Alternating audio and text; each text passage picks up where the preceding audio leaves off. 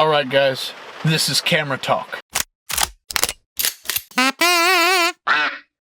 Okay, so which lens should you buy, right?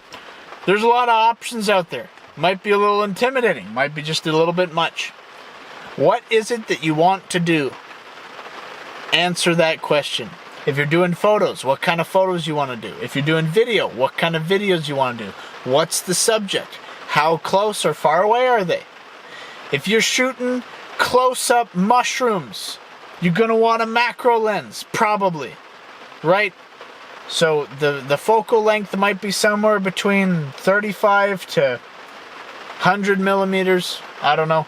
It might depend on your budget for what kind of focal length you get. You know, if you get the Canon 50 millimeter f1.8, pretty sure that has a macro option or a macro ability on it.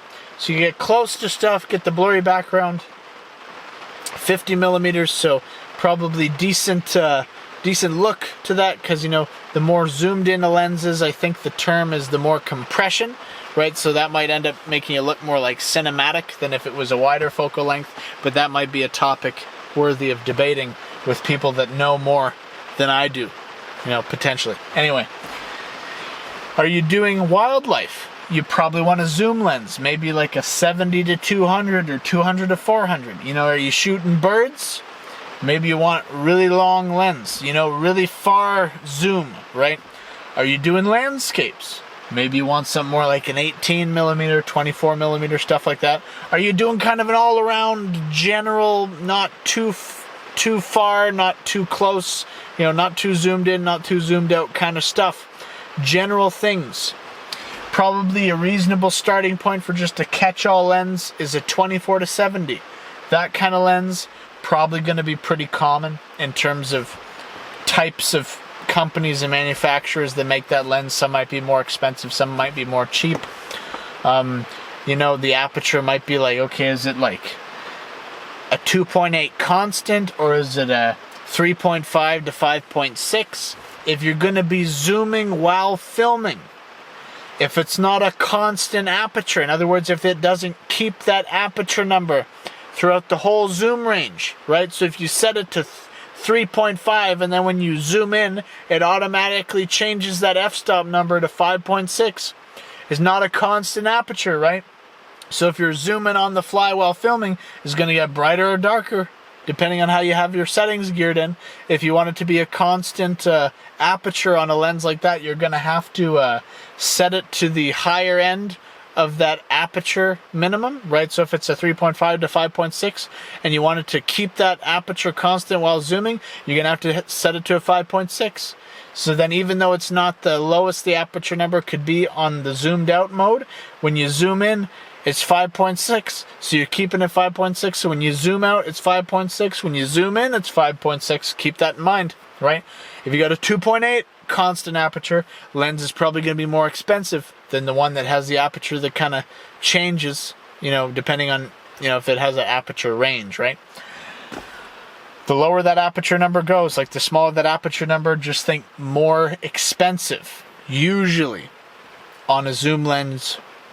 Probably especially, right? Because if it's a lower aperture number on a prime lens, so it can't zoom, like the Canon 50 millimeter f1.8, that's a pretty cheap lens when compared to a lot of stuff out there, right? But that might be more of an exception to this whole thing, right? Keep that in mind, okay?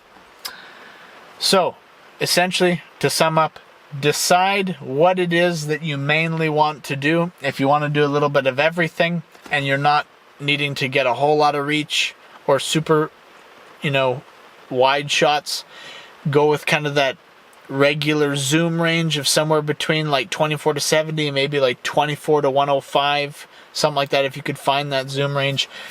Prices may vary. Do you want a constant aperture or does it matter? Because if you're just zooming to a certain focal length and leaving it like that, then filming, then stopping your footage, then picking a different focal length, then filming, then stopping it, etc., etc. If you don't need to be zooming while filming, then maybe you don't need something that has that constant aperture of 2.8 or whatever, right? So then maybe you could save some money that way. But also consider, like, even if you're not zooming while filming, is your scene pretty dark? Or do you want a really blurry background? If you have to set it to a higher aperture number because that's all it can handle is a 5.6, then higher aperture number in the sense that the number is bigger, right? So 5.6.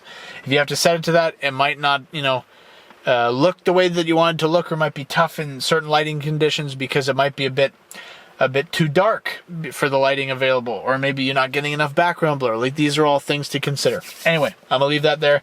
Decide what you want to do. Try to pick a lens according that works with what you want to do. If you like this and you got more questions, feel free to join my Skool Community. Link in description. Running a 7-day free trial right now. If you got questions, ask them there. Thank you for watching. This has been Camera Talk.